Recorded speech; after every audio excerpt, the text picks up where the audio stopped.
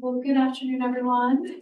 I'm happy to introduce Dehab Araya to you. And it's kind of funny that I got an email message from Howdy Lewis, who some of you may know is a World Food Prize laureate. And he told me that Dehab had recently moved to Atlanta. And he shared with me that he was hoping I could help introduce her to folks in the Atlanta community who do some work in micronutrients, multiple micronutrients, as she has been supporting Harvest Plus in trying to get biofortified crops, which are those that are more nutritious, trying to get them marketed and to create demand. And so Dehab is now resident here in the metro Atlanta area, and so she wanted to get a chance to meet with folks who are interested in this issue of micronutrients. And so I suggested she share her thoughts through seminar. And so just wanted to encourage anyone who's listening to this, if you have an interest in the kinds of work that Dehab does for students, for a thesis, for a practicum, for a rotation, certainly faculty, if this is something you can see fitting into a future proposal, please reach out to her. I'm going to hand it over to Dehab. Thank you. Okay. So, good afternoon. Thank you for having me for this presentation. As Helena explained, my name is Dehab, and I have an ample experience working in inclusive agribusiness projects. So most of the presentation that I will do today will be from that of my experience. Okay, so to start with, here are some of the agendas that we'll be covering. So we talk about some food and nutrition security landscape, and then we talk about the value chain and ecosystems, and the business state of inclusive businesses and the private sector in this agribusiness development. So, to start with, so that it can serve us as a springboard, I wish to start with the Sustainable Development Goals. As you know, these are 17 global goals. These were set by the United Nations General Assembly in 2015 to serve us as a blueprint to achieve a better and more sustainable future for all. And they were intended to be achieved by 2030. And they cover like a wide scope of challenge to address this wide scope of challenge, and interestingly, even including like to end poverty and hunger. So, talking about global challenges, these are some of the major drivers and underlying factors challenging food security and nutrition. These are presented on FAO 2021 report on the state of food security and nutrition in the world. So as you see, conflict, economic slowdowns and downturns, climate variability and extremes, and affordability of healthy diets are major drivers that are affecting food security and nutrition. Actually, moreover, like poverty and inequality are the underlying structural causes that are really affecting food insecurity and nutrition or malnutrition, which amplifies the negative impact of these drivers that we just mentioned.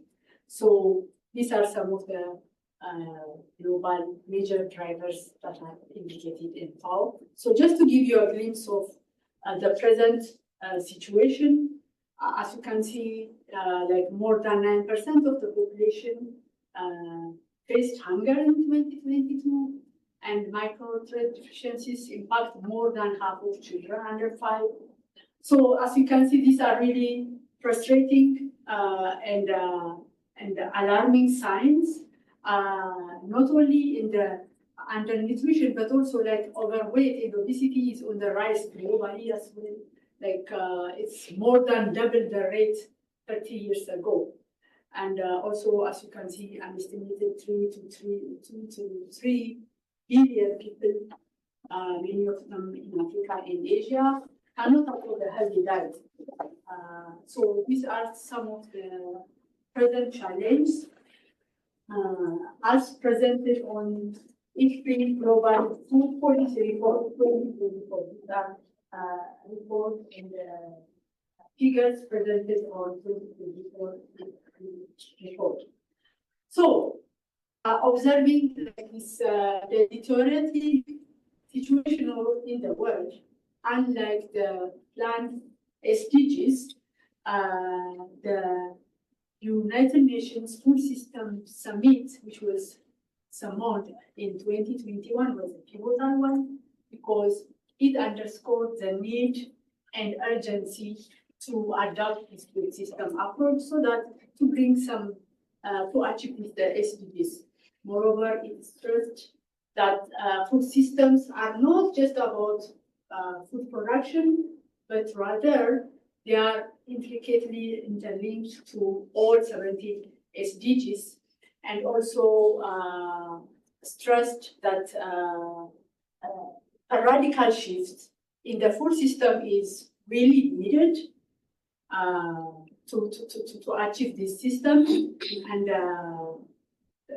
pointing that the current food system is failing billions of people and damaging the planet. So this calls for a global mobilization of all stakeholders, like the government, private sector, being the individuals in the development world. So this requires a rapid shift. So just to give you a glimpse and visual detail of the food system, as you can see, here are some of the drivers that we just mentioned: the climate, variability, and extremes. So all these drivers are transmitted throughout the food system along the value chain. So the food system comprises like the food supporting food production, food supply, consumer behavior. All this will have impact on the nutrition and health outcomes. So this is a conceptual framework which is included on 2021 FAO report. And it's, as you can see, it's adopted from the high-level panel of experts on food security and nutrition 2020. So this is just to give us a glimpse of visual detail on the food system. So, with what we have seen, let's see some of the basic concepts about inclusive agribusiness, value chains, and food systems. So, inclusive agribusiness is a model that integrates smallholder farmers, marginalized groups, women in the value chains, ensuring equitable participation in the So it involves all actors along the value chain to engage them in equitable and to make sure that they have equitable participation in benefit. And the value chain is the full range of activities and services that bring a product or service from conception to end users. So this is like the activity and service, including the production, processing, distribution, and marketing. These are the activities found in the whole spectrum of the value chain. And the food system is a complex network of activities involving the production, processing, distribution, preparation and consumption of foods, as well as the economic, social, and environmental impact. So just to see the synergy, like you can see, inclusive agribusiness models are embedded in the value chains, because when we try to develop an inclusive model, we work with the value chain actors along, be it on the upstream or downstream. So we work with those actors on the value chain, in the value chain, contributing to sustainable food systems. Because we work closely with these actors, we try to introduce sustainable agricultural practice, and also introduce some of the techniques. So the value chain, the food system And also the food system creates an enabling environment for inclusive agribusiness, because all these complex network activities will give us a good system to develop these inclusive agribusiness models. So just to give you, as I said, mostly I will talk about from my past experience. So this ToScale is an incubator and accelerator program for inclusive businesses in agri-food sector and industries in Africa. So basically, ToScale set up and support this public-private partnership with businesses that have inclusive business agendas. So some of the implementation themes of ToScale include BOP marketing and distribution, building agribusiness clusters, private sector development, inclusive green innovation in the value chain, supply chain coordination, women and youth inclusion, and financial inclusion.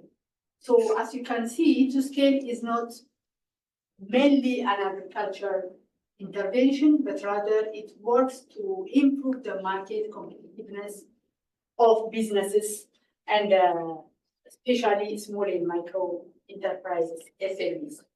So just to give us again once about the food system, the ToScale public-private partnership model, as I said, it tried to create collaboration with actors along the value chain. Like it could be with farmer organizations, it could be with businesses targeting BOP markets. So the term of inclusion is determined whether the inclusive business idea tries to work and benefit smallholder farmers, at the same time try to make available nutritious and accessible food for the low-income consumers. And along the way, if that inclusive business idea creates opportunity for youth and women to get additional employment opportunity, especially beyond farming employment opportunity. Just a clarifying question, what is BOP? BOP means low income population, because like BOP is like base of the pyramid, because when you see a pyramid, the base is wide, right? Mm-hmm. So in our population, the people who have low income are many. So that's BOP is base of the pyramid. So indirectly it means low income. So that's the model that we develop. Also, just taking advantage of my BOP marketing specialist expert, I just want to give a one step deep on how BOP marketing and distribution activities are really developed within ToScale. As I said, when we collaborate with a business, we call them business champions, and when they have an inclusive business idea, we that have an interest to produce and avail product to the low-income, the BOP consumers, we conduct need assessments by sitting together with them. How committed are they? How really nutritious the product is? How it benefits? Then once we are convinced that these business champions have the intention and the available resource, then we do like a quick market assessment to get information from all stakeholders that have direct or indirect impact on the business. So we try to gather insights, then we facilitate a workshop. Usually in that workshop, we use this business model canvas tool that help us to gather information from different angles. So in that workshop, we try to invite as many stakeholders as possible so that we can get the real idea of that business idea. Then we come up with an action plan, then we try to test it in the market, and if it's okay, we make the review, and then we let the business champion take that action plan and implement it. So that's how the BOP marketing and innovation activity is developed into scale. So all like seeing all this change, now we know that there is a change in the agribusiness space. So the agribusiness is undergoing rapid transformation, driven by different influence factors that are really reshaping how food is produced, processed, and consumed. So there is a rapid transformation around the agribusiness space. So to see some of the factors, like climate change, definitely because of the climate change, the landscape is changing, and also technological advancement. This even includes like they call it precise agriculture, like using drones, sensors, like using high data analysis tools that can really affect and bring change. Also, changing consumer demands. This is also an interesting landscape to see, because people are becoming more concerned about the health, the environment, and the ethical consideration of their food choices. So that's also a thing that's changing the agribusiness space. And then even the sustainability pressures. Like many people nowadays are becoming aware that agriculture, the impact of agriculture bringing in the environment, like the deforestation or like water pollution, or even the greenhouse gas emissions. So this also is changing the landscape of this agribusiness. So globalization in market volatility also is another space, because like the supply chain, trade, like the trade, global trade also bringing the change, and obviously the population growth demands a lot of produce to be made. So when we say why now, so the convergence of all these factors brings global challenge as well as opportunities. So like, as I say, like the technology will bring about these technologies that can easily be adapted. And even the consumer demands will bring like a market incentive for change. So these factors really encourage rapid transformation of the agribusiness space. Once again, to just give you a practical case from TwoScale, this is a partnership in Kenya. It's called a sweet and dried company. They are making they are trying indigenous vegetables. So this is a partnership, brought by the climate change, the consumer demand, and technology impacted this business operation, because of the climate change, farmers are not able to produce throughout the year vegetable. So this business, they buy in excess when it's available in the rainy season. And because of the available technology, they dry it while keeping the nutritional value of that product. And because of the demand, people are really interested to nutritious food. They have the market to sell it in dried form, because previously people don't want to eat dried food. They said it should be fresh, but now, because they are more focused on the healthy impact, so this combined effect makes this business more appealing.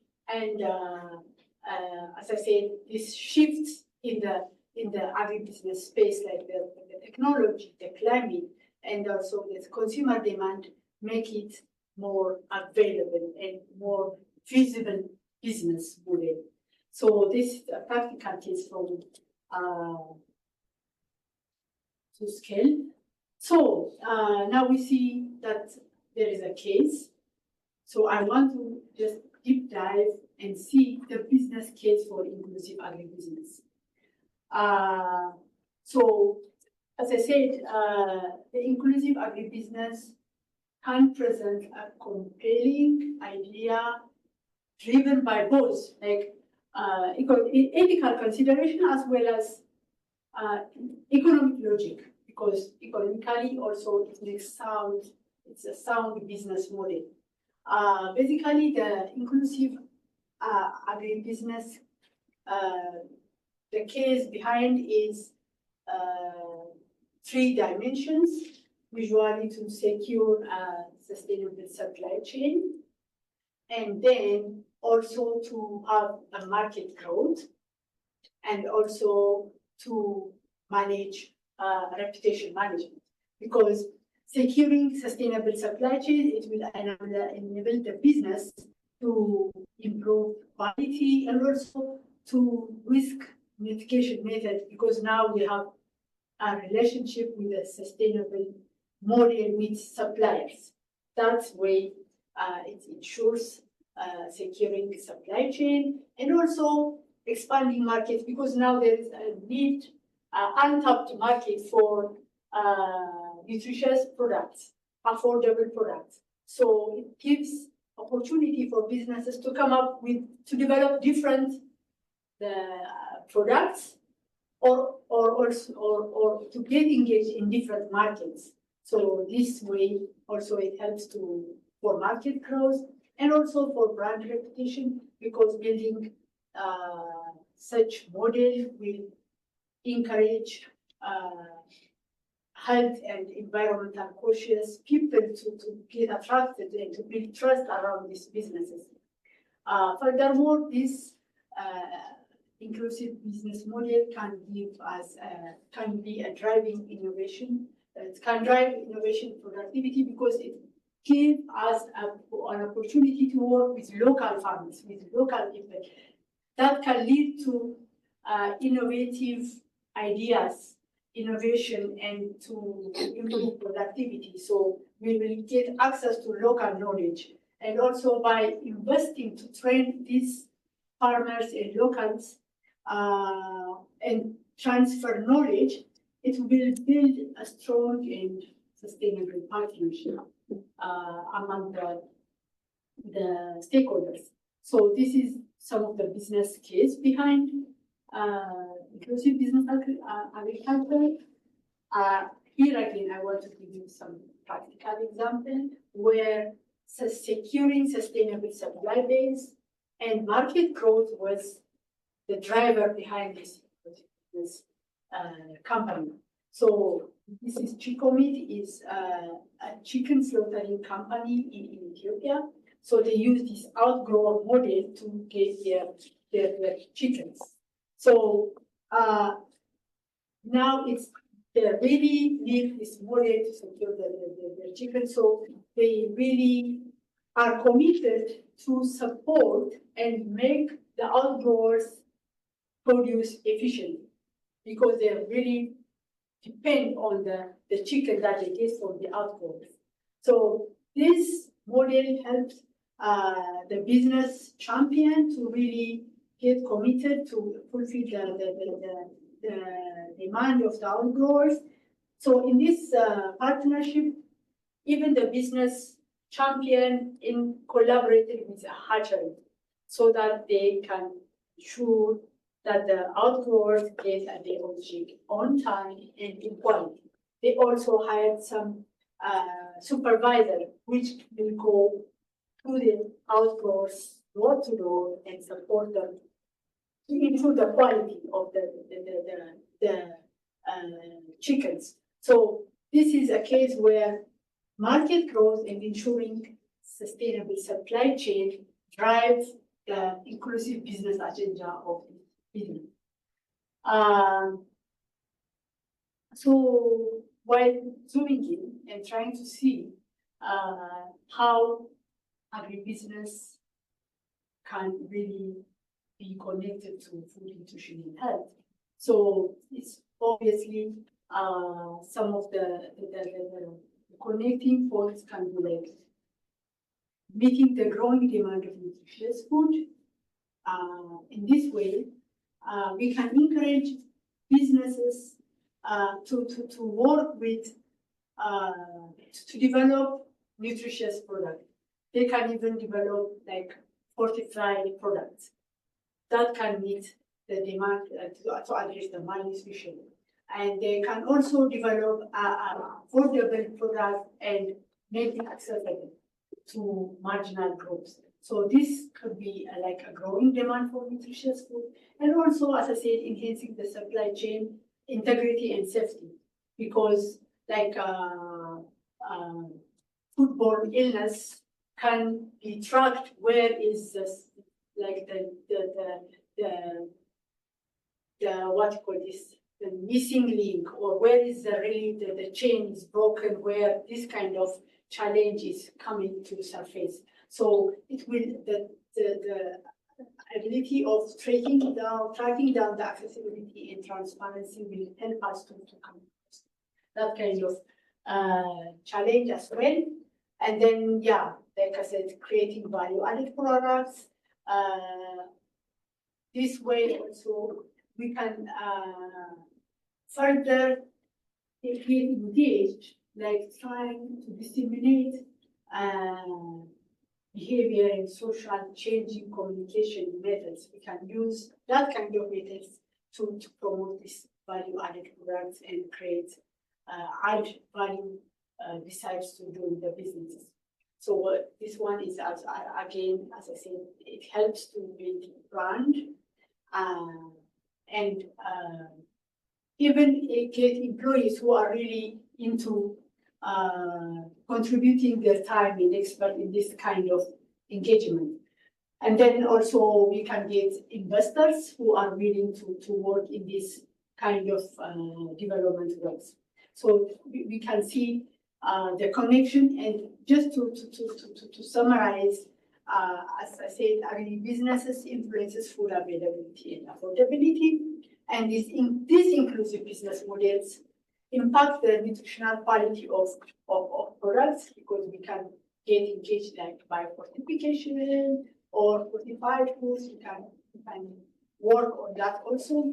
And then as a conclusion, that healthy food system contribute to the overall public health. So this is how we can really can see the picture of the system, the agribusiness space.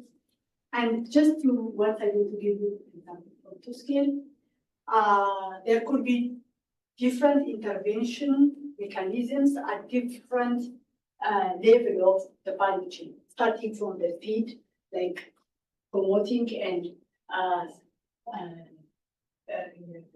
creating awareness on biofortification could be the intervention strategy, and crop diversification. Also, like when we know some crop works well in one area, we can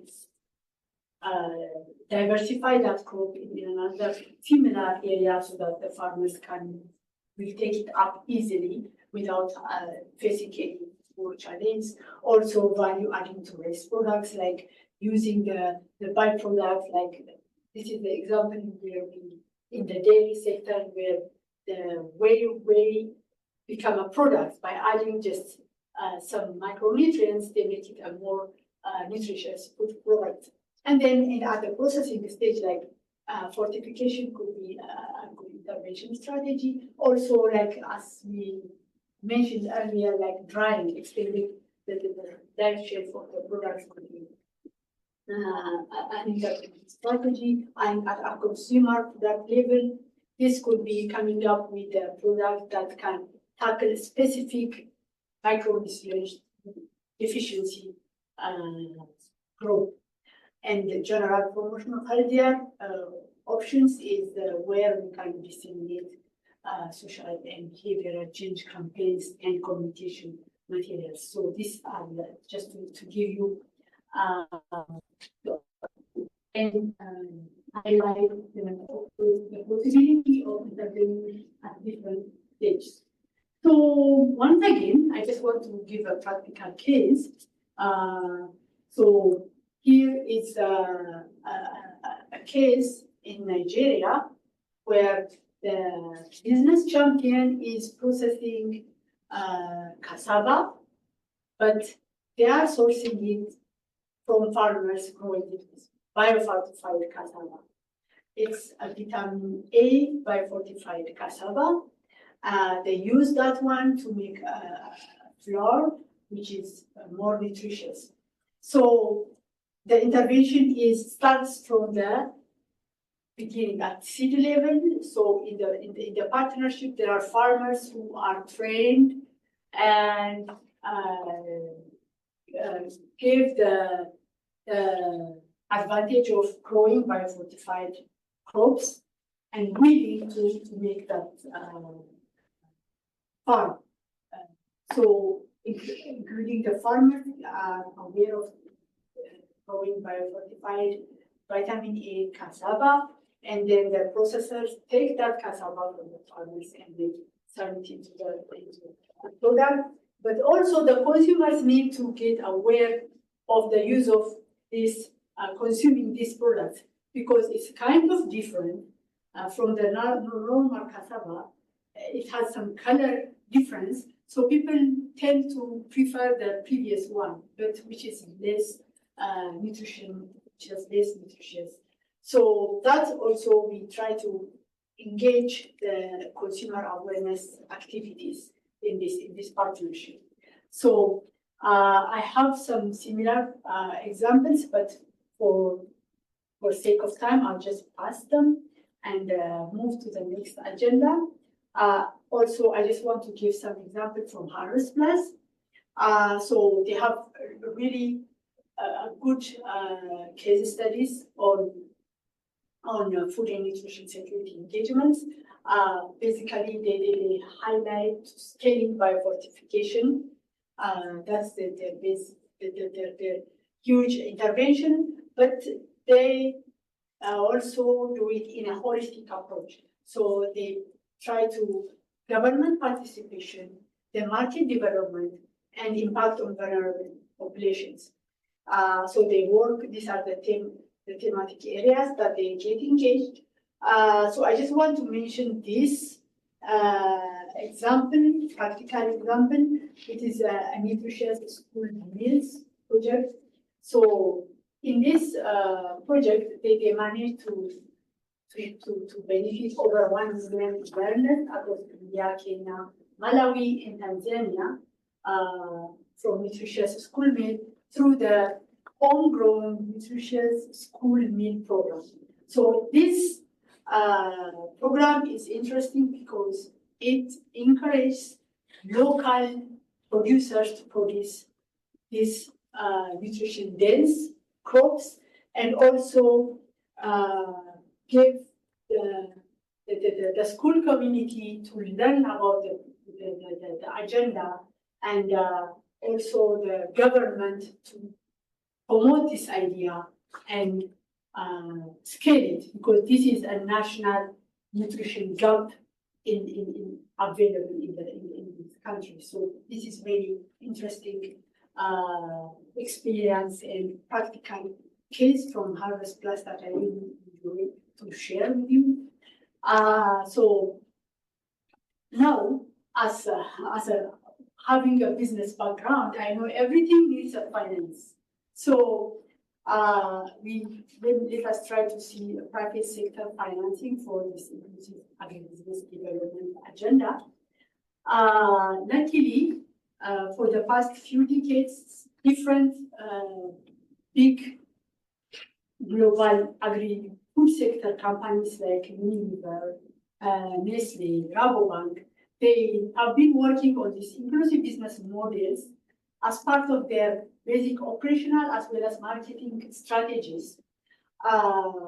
So there is a way of this model being adopted by large global companies, and also luckily because of these aid programs that promote public-private partnership, local small and medium enterprises are also getting interested to develop and adapt this business, inclusive business models, and get enough confidence even to co-invest in this kind of models and to build a strong relationship with other stakeholders.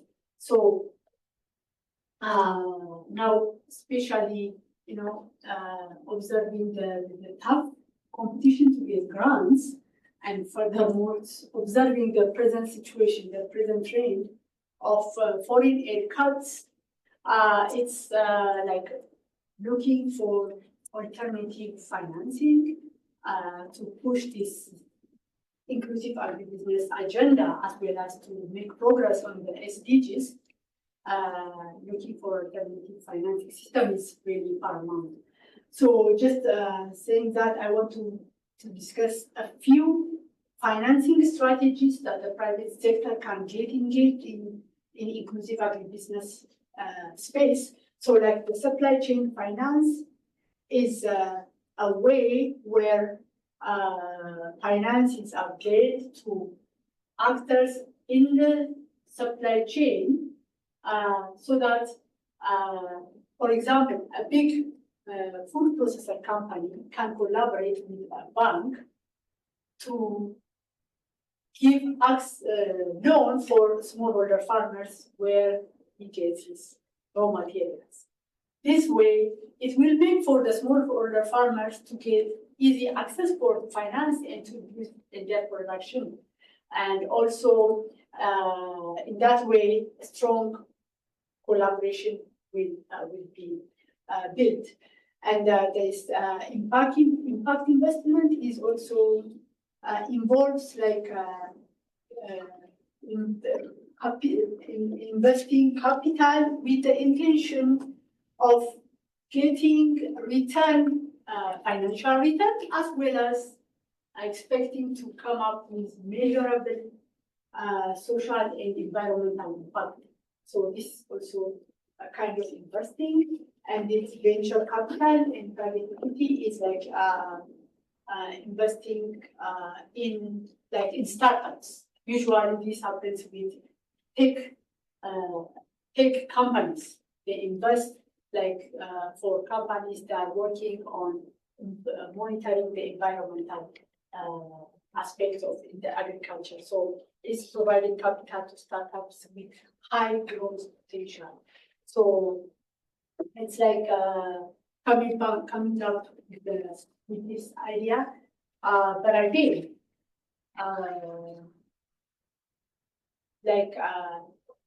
acknowledging the basic business operational system of that is avoiding or trying to minimize risk as much as possible.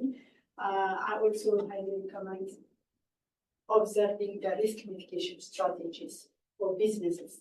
So some of the strategies are like credit risk mitigation. That's like a warehouse receipt, credit guarantee, or group lending. This is more popular, especially with financial institutions, than giving individual loans. They give like or farmer cooperatives, so that the cooperative will be responsible in gathering in doing that all the process. And also this market risk mitigation, this contract farming. In this concept also, this contract farming is also popular.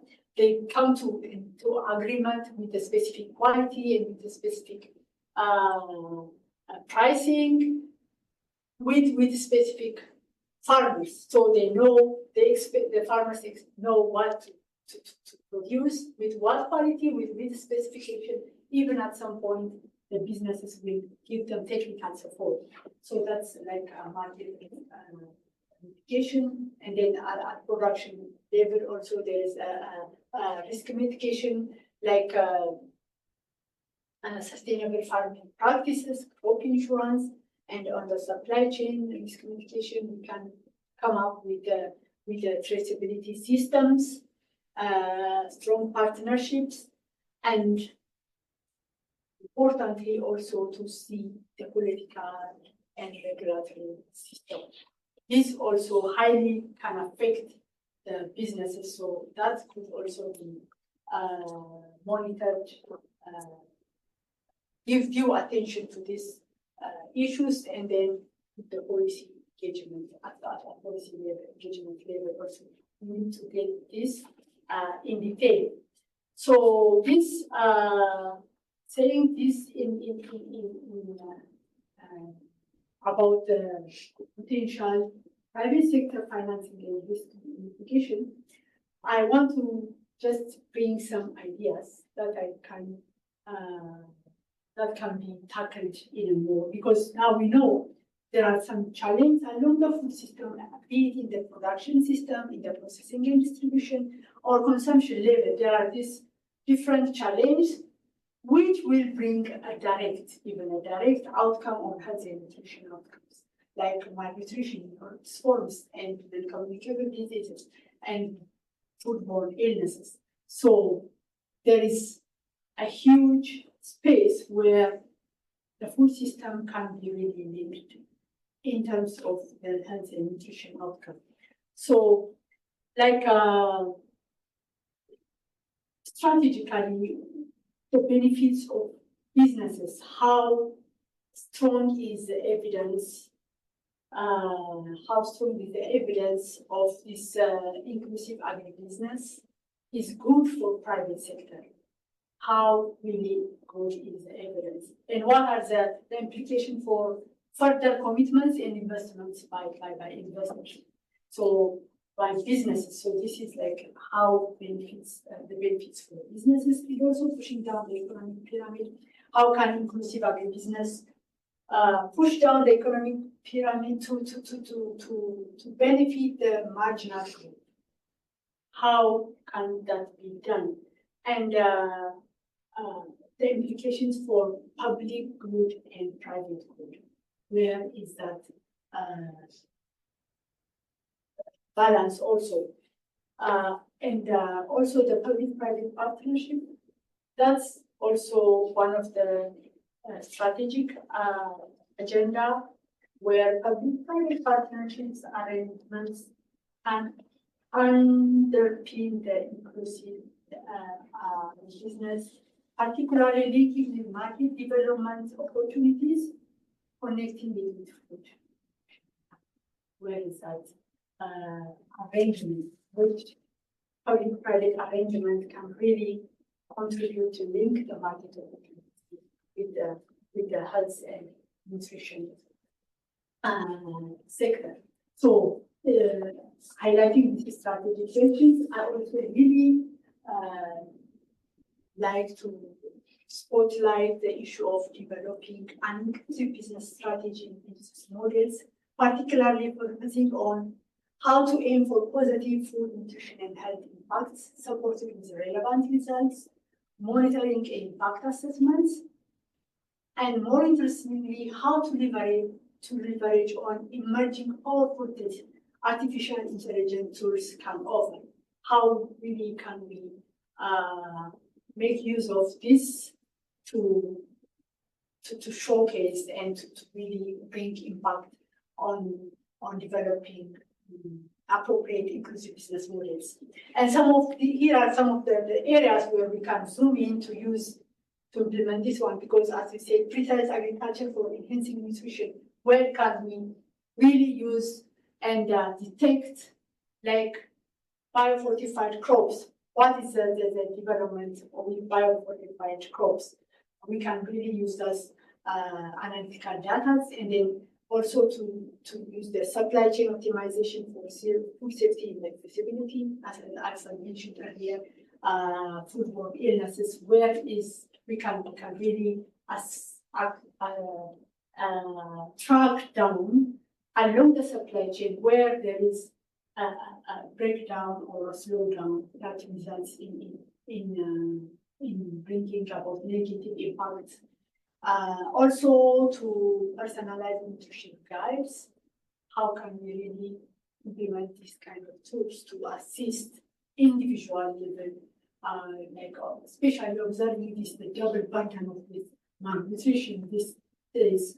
And surprisingly, yeah, it's becoming a critical issue like the overweight and obesity is really becoming a critical issue even in developing countries because of unaffordability and of healthy foods as well as lack of awareness.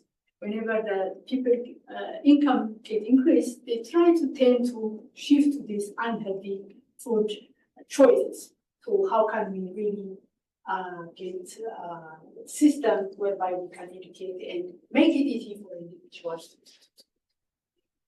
accessible? So, and that's also disease protection management, and then financial inclusion also is a critical area where we can tackle these operational level questions.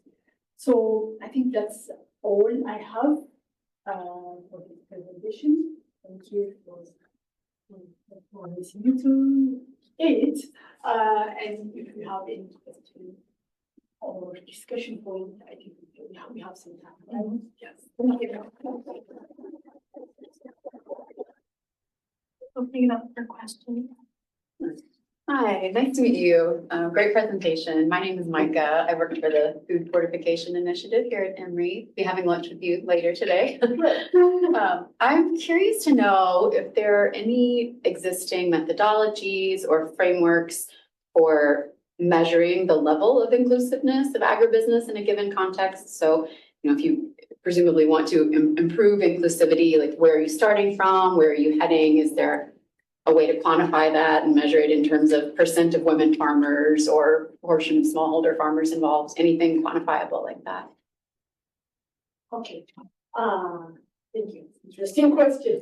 The issue is, yes, development organizations, when they make intervention in this area, they make their own assessment tools, and they even have their measurement, like impact indicators at the beginning of the targets.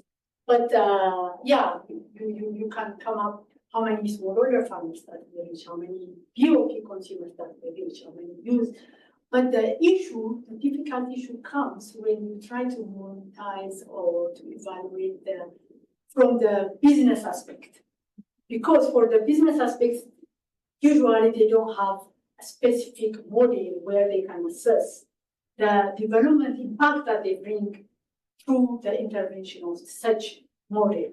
They tell you, they used to sell this amount, now they are selling this one. They usually, the customer targets were like hotels and supermarkets, now they have small restaurants.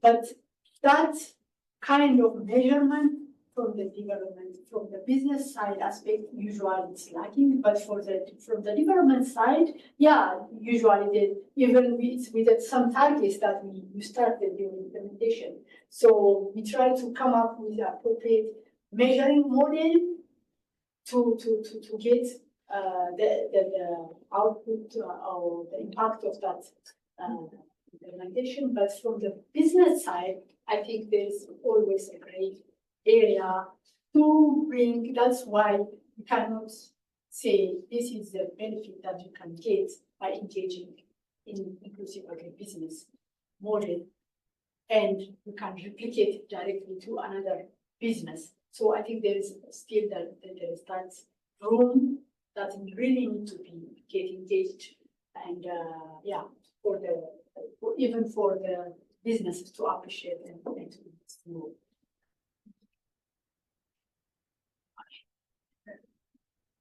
It's a wonderful presentation, and it was really nice to chat with you earlier today as well. One of the things I was really struck by that I thought was a great idea was this combining of the biofortified foods with the school feeding programs that we were chatting about. And on your slide, it looks like it had really been implemented through 2024. So I'm really curious, what's the current status of it now? And we were brainstorming earlier. Have they done the studies to look at improvements in nutritional status, or do you think that's on the upcoming agenda? Yes. Based on the information that I have, yes, it's a project that they really want to scale. They are implementing in different countries. So now, the impact, I think it needs to be assessed. Okay. Yeah, that's the information that I have, but I think I need to cross check. Just as a follow-up to that, do you know what were the crops for India, Kenya, Malawi, and Tanzania? Was it the same crop or were they different biofortified crops? I think it's different, yes, based on the country preferred food type. Yeah, but because in India it's more on rice, and in Africa more is cassava and yeah. So, Other questions? Can you talk a little bit about, like, if you know anything about the consumer awareness strategy? So you talked about the biofortified cassava and how there might be some challenges on the consumer side. So do you know anything about ways we can get people like more excited to buy the products too? yes, that's one of the, when we try to develop a strategy in marketing and distribution strategy, we usually focus on four areas like product development, then we could talk about branding and packaging, and then we talk about the market activation like the social and behavioral change communication part, and last mile distribution. These are the main 4 intervention areas.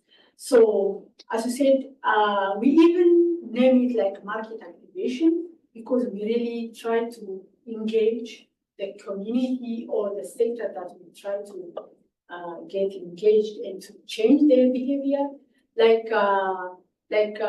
For example, like in Ethiopia, for example, we were promoting milk, drinking milk for school children. So what we did was we brought the product, we take it to different schools, we get engaged the school community so that they get awareness on to drinking pasteurized milk is really healthy. So it depends on the food product and the target population. We come up with a strategy which will be appropriate. Or for instance, we even use some influencers like community leaders. If we feel like that community is we listen more to community leaders than us, we don't spend the roles on promote the leaders with those leaders and help them let them buy in the idea and so that they can go out and give their testimony. So yes, it's not easy usually, as you thought will be easy, and as it should be. Yes, it's really difficult to convince communities, especially when it comes to cultural and social behavior. But also, in a project, you may not get enough time to see the change before you realize and see the change that the project time may be. That's also some of the challenge. But yes, there are some change that we observed in interventions that we try to engage and change the behavior, and there are some indications that even from the business style that we get, there is a sales increase, and even there is some new distribution channels that we created so that they get that access and availability of that product. So it's a collaborative effect. It's not only just the behavioral change communication that you get, but also you need to make it available and affordable also for people to try it and then buy it. And of course, going off that, actually touched on it, affordability. What is the difference between the price of the fortified versus the non-fortified? Like, for example, the cassava. Is the price big difference, or is it the same? We tried to do the same pricing. Yes, that's interesting for you to see. Yeah, usually that's what we do. You need to make it less than the normal price. to make it, to get a buy-in from as many consumers as you can imagine. But usually that's a challenge because you make additional investment to make that verification. And at the beginning, it's a bit challenging to make it less cheap than the normal one, but that's the way that we promote and try to co-invest. That's why we co-invest to make it affordable. But at the beginning, you have to make it less pricey. Yes. I was just checking and want to invite, if there's anyone online who has a question, you can unmute yourself and ask your question directly.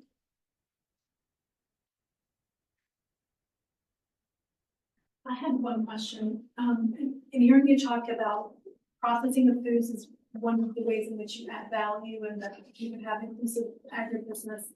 You may have heard that in nutrition circles, there's concern of ultra processed foods, that because of what happens to the foods during their processing, what may be taken away, what may be added, that they're not as nutritious or desirable. So do you see any tension there between looking for other business opportunities for processing, but potentially producing ultra processed foods or foods that have those qualities that you would in the end say maybe it's not as nutritious a product? Okay. Let me answer it from a different side, because when we talk about the Kenyan experience where we try to dry the food and make it available throughout the year, the question of keeping the nutritional value is able to be kept in the original way. So yes, we encourage and we've been doing some tests of that also. So that's the way that you can really come to know if it's possible or you need to add some additional thing. But that's also all noted. And we really need to check if there is additional process that we really need to get engaged, or it could be from, if I remember correctly, from the engagement, from the talk that I gave from this lady of this sweet and dry, she said it can be used even to kind of naturally fortify. If you use that dried vegetable and mix it with flour, it can give you like a fortified food. So, but you really need to do the lab, and she was on the process of doing that. So that's a different concern that we really need to get engaged. But at the end of the day, we really need to have that model. We're just about at the end of time, so I'm gonna invite us all to give